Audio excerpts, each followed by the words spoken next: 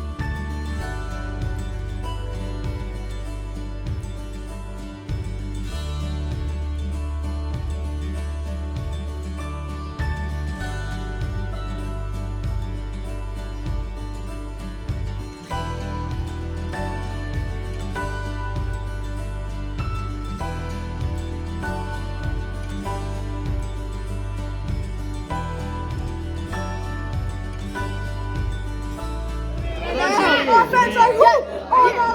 YASHAV on 3, YASHAV on 3. 1, 2, 3, YASHAV!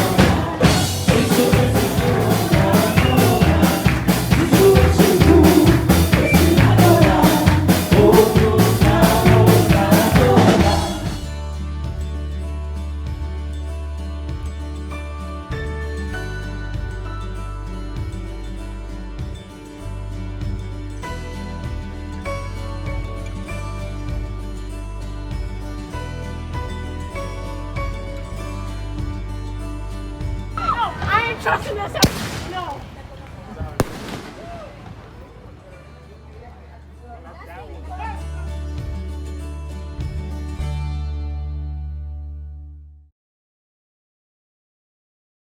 Shalom, guys. Welcome back to another episode here at YASHAV Youth Ministries with Casa de Israel Yara. Welcome back.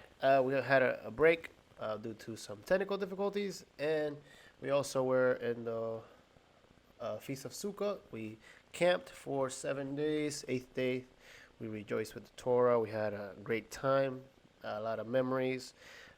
Wish I had taken a lot of pictures, videos, but there will be pictures be posting it on our YASHAV Instagram page. And so it was a great time. We had a great time and we enjoyed.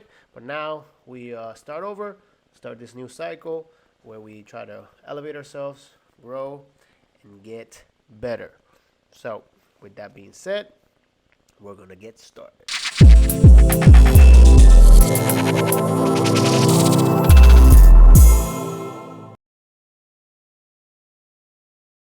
We start off with Bereshit, Genesis. In the beginning, we will focus on a different aspect of Bereshit. Last couple of years, we have spoken about ancient Near Eastern culture. We will review a little bit of that, but we will focus on something very specific from a book that I've been reading. I'm going to use a lot of information. It will be from that book. I'll put the information of the book on in the link down below. Is Creation Symbols by Matthew Pagel. I'll put it on the link. I'll show you. Put it on the video too. And so we will use that to set a foundation for this next cycle. See what we're trying to follow, so we can get better, grow, and solidify our faith. So let's do a Torah blessing. We'll get started. Baruch atah Adonai Havorah, Baruch Adonai Havorah le'olam ba'e, Baruch atah Adonai Eloheinu melech haolam, asher bahar banu mikol ha'amim, benatan lanu et Torato, Baruch atah Adonai noten haTorah. Bless Adonai who is blessed, blessed Adonai who is now and forever. Blessed are you, Adonai, our God, sovereign of the universe, who has chosen us from among the peoples and has given us the Torah. Blessed are you, Adonai, who gives the Torah. Amen.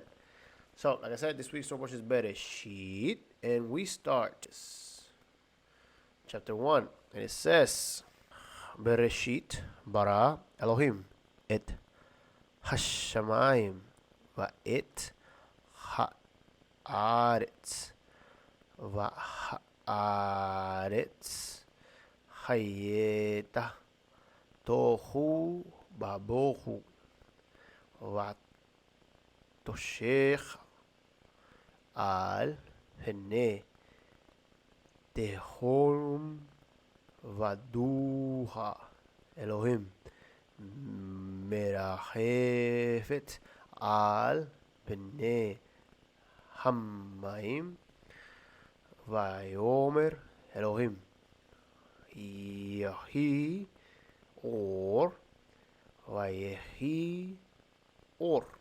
And in English it says the following: in the beginning God created the heavens and the earth. The earth was formless and void, and darkness was over the surface of the deep, and the Spirit of God was moving over the surface of the waters. Then God said, "Let there be light," and there was light. God saw the light was good, and God separated the light from darkness. God called the light the light day, and the darkness he called night. And there was evening, and there was morning, and day one. Now, we're going to go quick into this PowerPoint that I have for you guys. And we'll elaborate a little more on this subject of in the beginning.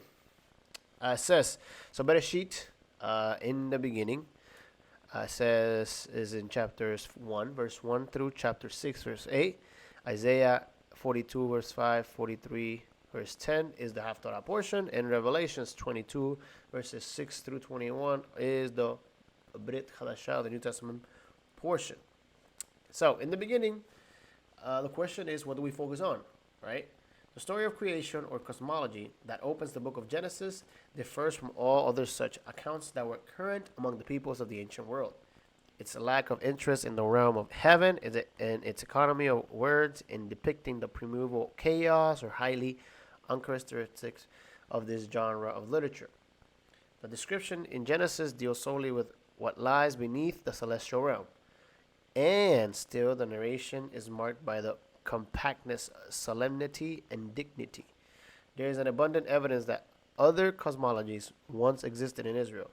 Scattered allusions to prior in the prophetic, poetic, and wisdom literature of the Bible testify that a popular belief that prior to the onset of the creative process, the powers of watery chaos had been subdued by God.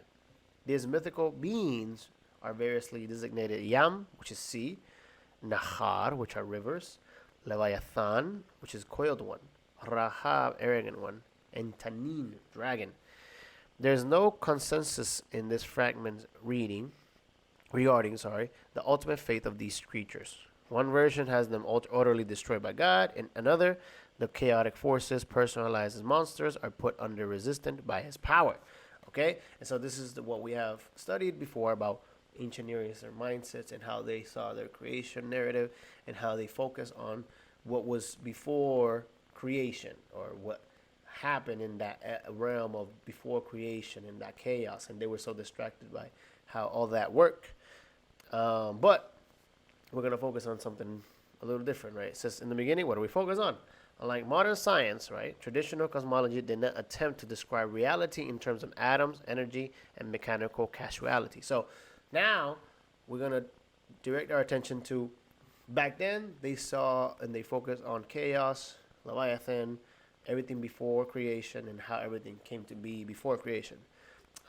Today we minimalize it to randomness and atoms and energy and mechanical causality. Just things happen just because. So instead of most ancient cultures perceived the world in terms of spiritual principles such as angels, demons, and mysterious sea monsters at the edge of the world.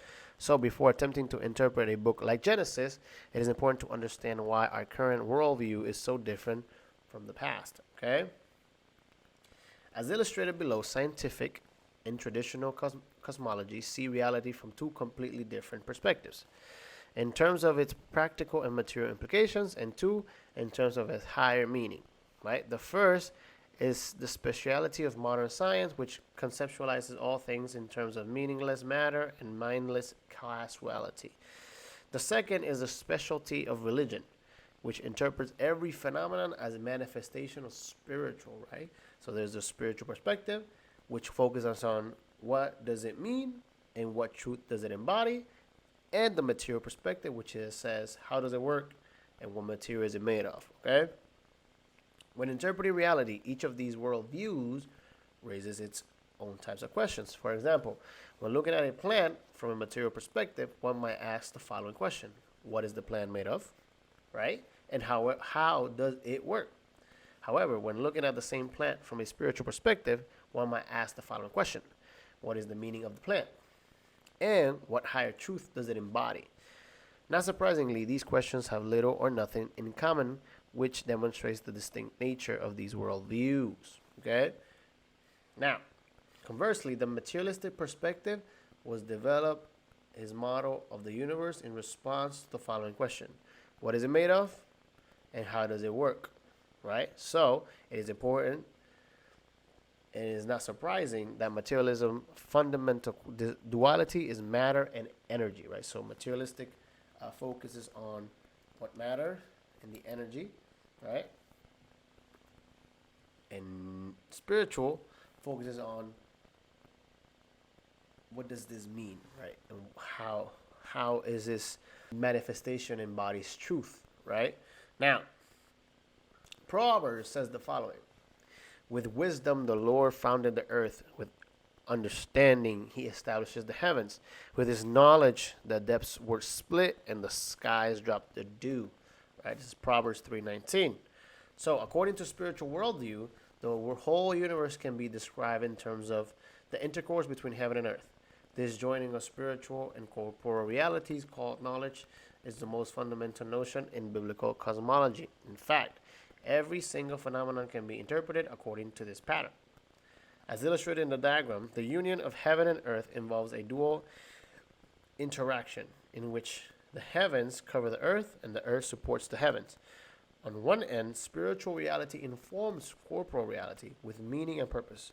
On the other end, matter expresses spirit by making it visible and tangible in the universe. So here the diagram is explaining that knowledge, right? In the beginning, right, there was chaos, and then the Spirit of God was over it, right? And then describes this as knowledge, right? And in heaven, right, there's the knowledge.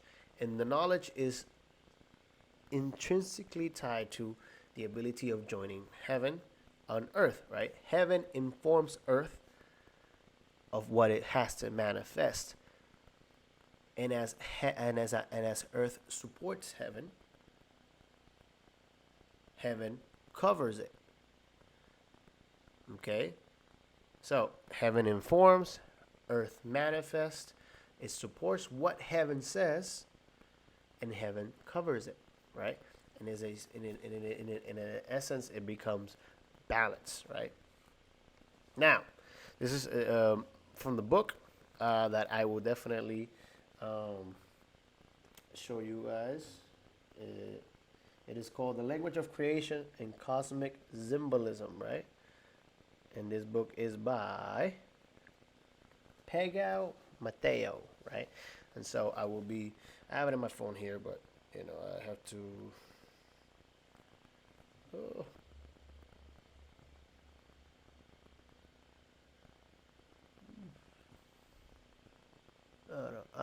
I'll put it on. I'll put the link. Now, here he says, in the beginning, God created the heavens, a spiritual reality, and the earth, corporal reality. From a material perspective, the universe resembles a gigantic machine composed of meaningless matter and mindless energy. This worldview has little to do with spiritual perspective, which likens the universe to a written language, right? So divine breath becomes the word and light. In Genesis 1, verse 2. The earth was confused and meaningless. Darkness was on the face of the deep, and the breath of God hovered over the face of the waters. God said, "Let there be light," and there was light. So, from the spiritual perspective, creation is viewed as the manifestation of divine language. Therefore, to understand the book of Genesis and its ancient cosmology, we must posit a universe founded on meaning and language instead of mindless mechanical casuality. Thankfully, there is an easy way to emulate this perspective using an analogy with the written language. To fully appreciate this analogy, it is important to realize that the written words are the union of physical marks. Right? The abstract meaning, because of this union, the marks written in the word support the breath of the spoken word. The linguistic components perfectly represent the corporal and spiritual interactions discussed in the previous chapter. Right? So here, he does a great way of illustrating a little bit of how the narrative of creation, you can put it into words, right? So it says heavenly meaning, right, which is the word spoken from God, and then the earthly matter responds to that, which defines itself as, like it shows here, creation, right? So let there be light, and there was light, and in that process, this, because of the light, becomes creation, right? And the same thing happens in this sentence, right? He says, "Let there be light." And on the creation, these elements start to manifest the heavenly manifestation, which is "let there be light," right? And so this is a way that he obviously describes creation itself in that moment, right? Which is very interesting because it definitely is very different than ancient cultures, right? The focus here of God is guiding us through the narrative as a function-based creation in which he himself, from the heavenly realm, is manifesting his design, and we support that manifestation in our actions.